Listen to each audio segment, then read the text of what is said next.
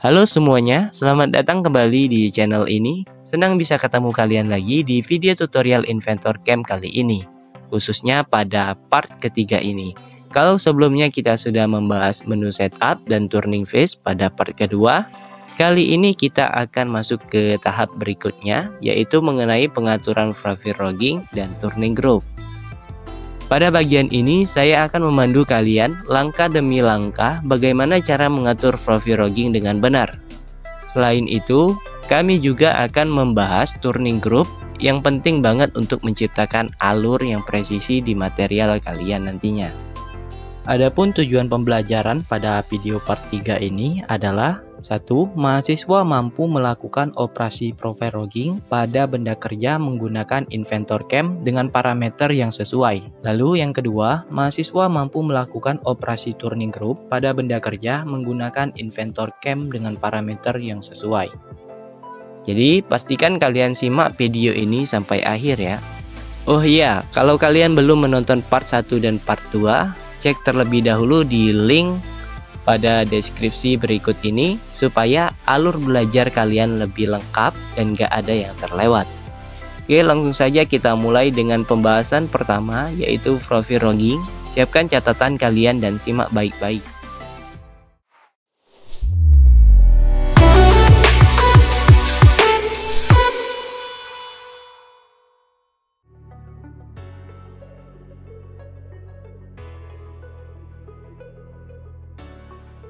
Oke teman-teman, langkah awal pada tutorial kali ini kita akan membuat profile logging atau membentuk contouring dari benda kerja yang akan kita lakukan proses pengerjaan. Oke, kita klik profile logging. Nah, menunya di sini ada 5 sama seperti menu facing tadi, ada tools, geometry, ready, dan linking. Pada menu tools ini kita bisa atur pahat yang kita gunakan itu pahat apa. Di sini saya menggunakan pahat, kita klik by type, any turning. Sini saya menggunakan pahat yang ini saja teman-teman, yang bagian kedua ini. Terus kita pilih select. Nah ya teman-teman, perlu diperhatikan kalau teman-teman mau mengedit bagian pahat ini bisa sekali teman-teman. Teman-teman pilih tools kalau sudah memilih pahatnya tadi. Nah setelah itu bakalan ada menu edit di sini teman-teman. Nah, di sini teman-teman bisa melakukan pengeditan pada pahat seperti ini. Di bagian insert ini kalau teman-teman mau mengecilkan, biasanya di sini ada radiusnya teman-teman. Di sini teman-teman kecilin aja radiusnya jadi 0,04. Jadi hasil pemakanannya itu lebih bagus nih teman-teman. Kalau dirasa sudah cukup, teman-teman bisa klik OK. Lalu selanjutnya di bagian menu tools juga itu ada coolant. Kita bisa pilih coolantnya mau apa jenisnya. Kita pilih yang fluid aja. Di sini berbeda dengan menu facing. Di menu profile logging ini ada namanya mode nih teman-teman. Jadi pada menu mode ini ada dua pilihan, mau outside ataupun inside profiling.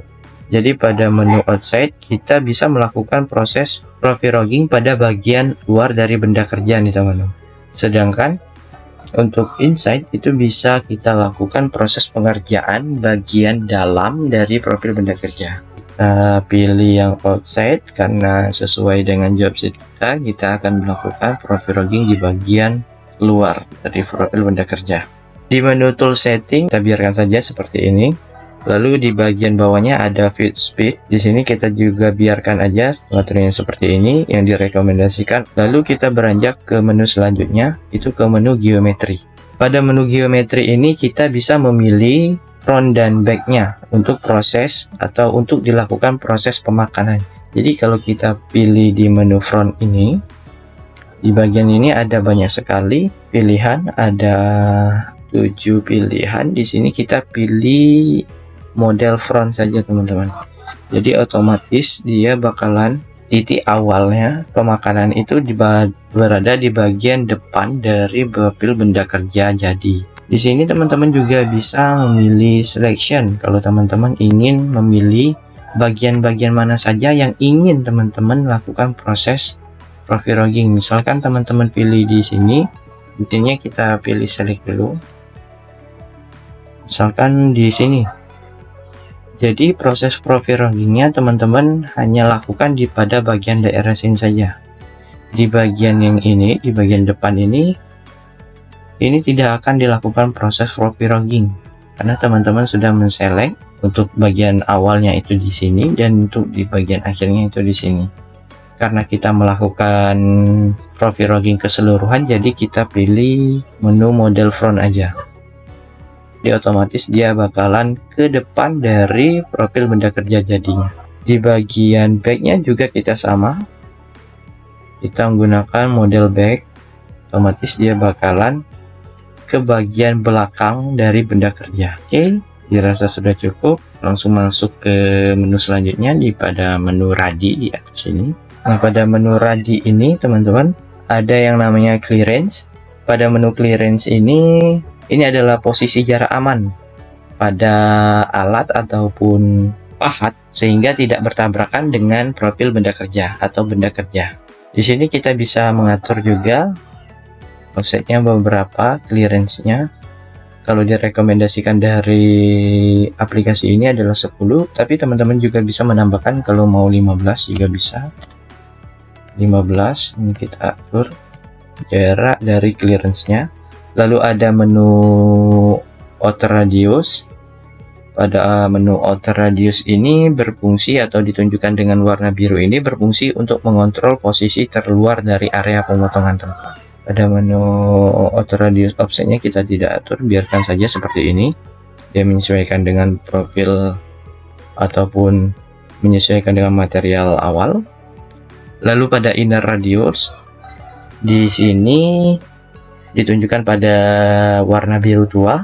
Fungsinya ini untuk mengontrol posisi terdalam di area pemotongan. Jadi kalau teman-teman mau melakukan pemotongan ataupun ya profil logging pada bagian dalam benda kerja, ini teman-teman bisa atur di bagian inner radius ini teman-teman. Oke, ke menu selanjutnya itu ada menu face. Pada menu face ini ada beberapa yang ditampilkan di sini, ada circle dan direction, yang mana kalau circle ini untuk menentukan arah pemotongan alat teman-teman. Di sini bakalan muncul ada 3 pilihan. Yang pertama itu ada horizontal face, di pemakanannya itu dari sebelah depan ke bagian belakang dari profil benda kerja.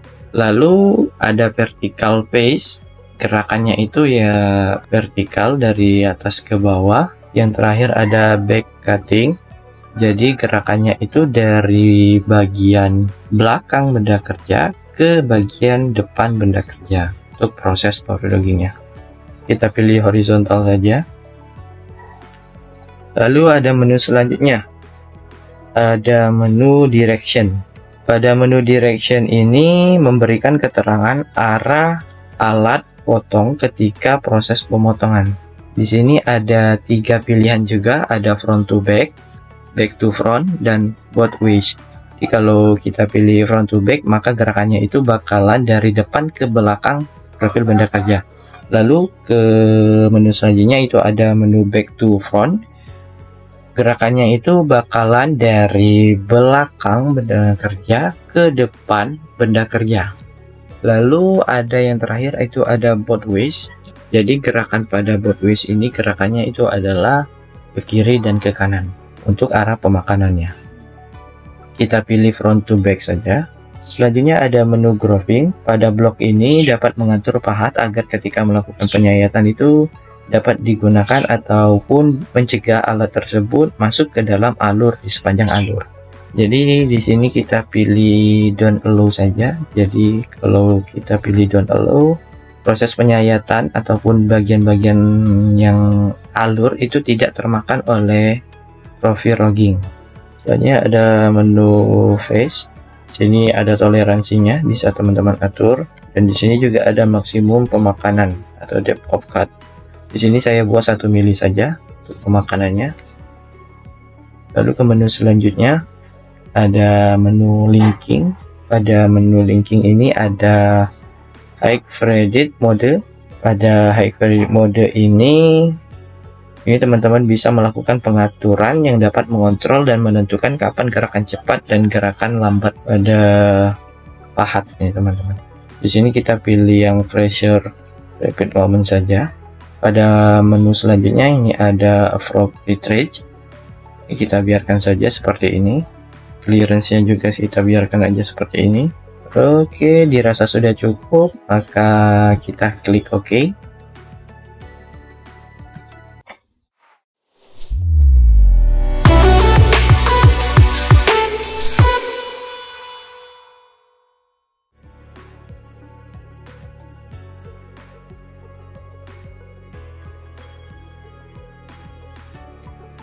Oke teman-teman, langkah selanjutnya kita akan membuat turning group.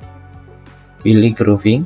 Pada menu ini kita bakalan membuat alur pada profil benda kerja. Kita klik groove. Oke, tampilannya akan seperti ini, ada 5 seperti yang tadi. Pada bagian tools kita pilih dulu. Kita pilih by type, lalu any turning tool. Nah, di sini ada nih teman-teman, pilihan menu turning grooving. Kita pilih yang paling ini. Kita select. Lalu kalau teman-teman merasa pahatnya belum sesuai, bisa kita edit di bagian sini. Klik pada menu tools, lalu pilih edit. Ini teman-teman bisa mengatur di bagian insert. Ini grafiknya 3 mili. Bisa teman-teman atur sekalian di sini. Oke, kita pilih oke saja sini. Oke, kita select, jangan lupa. Lalu di bagian tool ini kita bisa memilih coolant. Kita pilih float. Di bagian mode dan direction ini ada mode tadi. Kita buat alur di bagian outside grouping. Kita di bagian luar dari profil benda kerja. Jadi kita pilih outside saja. Untuk directionnya itu gerakannya itu bisa kita lakukan. Pilih yang front to back aja.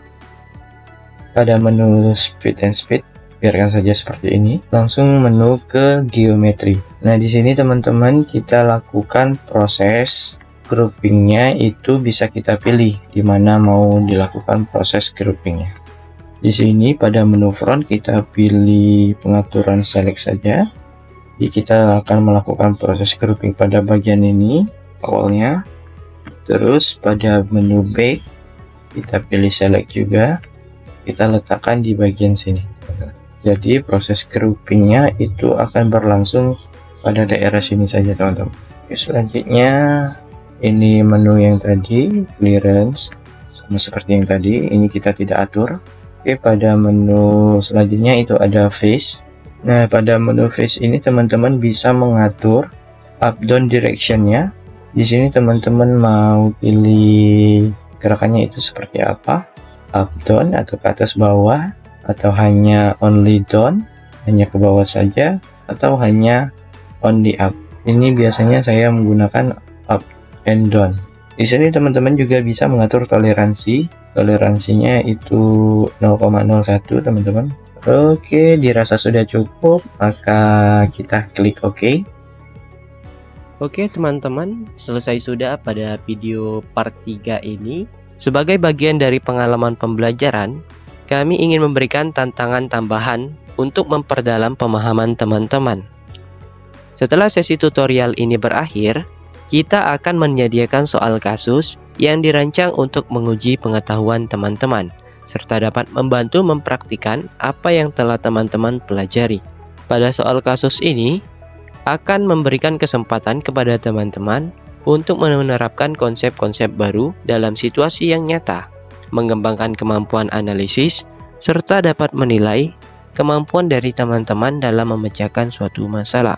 Ini adalah suatu langkah penting untuk memastikan bahwa teman-teman dalam hal ini benar-benar dalam memahami materi yang telah diajarkan. Oke, baiklah. Untuk mempersingkat waktu yang ada, kita langsung masuk saja ke dalam soalnya.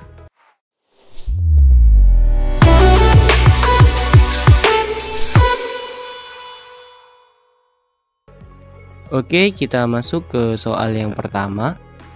Seorang operator CNC akan membuat sebuah alur di tengah sebuah poros menggunakan menu turning groove di Autodesk Inventor CAM. Data benda kerja sebagai berikut. Benda kerja berbentuk silinder, memiliki diameter 60 mm, panjang 100 mm, alur berada di tengah poros dengan lebar 5 mm, kedalaman 4 mm, Posisi groove mulai dari Z45 mm sampai ke Z50 mm, pahat groove yang digunakan lebar 3 mm. Dari kasus tersebut timbul sebuah pertanyaan, di tab geometri pada saat melakukan proses turning groove, bagaimana cara Anda memilih batas groove agar toolpost hanya memotong di antara Z45 mm dan Z50 mm? Apa yang akan terjadi jika batas start dan end tidak diatur dengan tepat? Oke, kita beralih ke soal selanjutnya, yaitu di soal kedua. Seorang programmer CNC bernama Ricky sedang melakukan operasi pada benda kerja dengan menu profile roughing menggunakan mesin CNC turning di Inventor CAM untuk membentuk kontur pada sebuah benda kerja. Ia melakukan tahapan pada profil roughing seperti biasanya, hingga pada tab radii ia diminta untuk memasukkan nilai clearance offset lalu ia memasukkan nilai sebesar 10 mm. Dari cerita di atas timbul sebuah pertanyaan, apa fungsi dari clearance offset di tab radii pada proses pengerjaan profile roughing? Jika clearance offset yang dipilih terlalu kecil, apa risiko yang mungkin terjadi selama proses permesinan berlangsung? Oke, baiklah teman-teman, itu tadi dua soal yang harus teman-teman selesaikan dalam tutorial Inventor CAM kali ini. Sekarang, tugas teman-teman diminta untuk mentelaah dan mencoba menganalisis dari kasus tersebut, sehingga teman-teman dapat menentukan langkah apa saja yang perlu dilakukan untuk menemukan solusi yang terbaik. Silakan teman-teman luangkan waktu untuk beberapa menit ke depan untuk berpikir dan menyusun strategi. Jika ada pertanyaan atau kendala, jangan ragu untuk bertanya pada kolom komentar.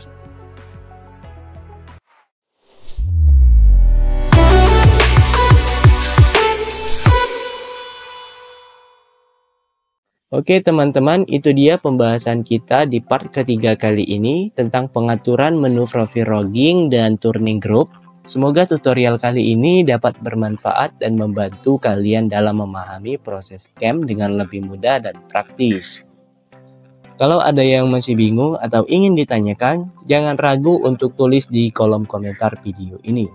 Saya akan coba jawab satu persatu dan pastikan teman-teman tidak ketinggalan pada video berikutnya. Oh ya, nantikan pada part 4 di mana kita akan membahas 3 fitur penting dalam Inventor CAM, yaitu turning thread, finishing, dan turning part. Jadi, pastikan kalian tetap mengikuti seluruh rangkaian tutorial ini.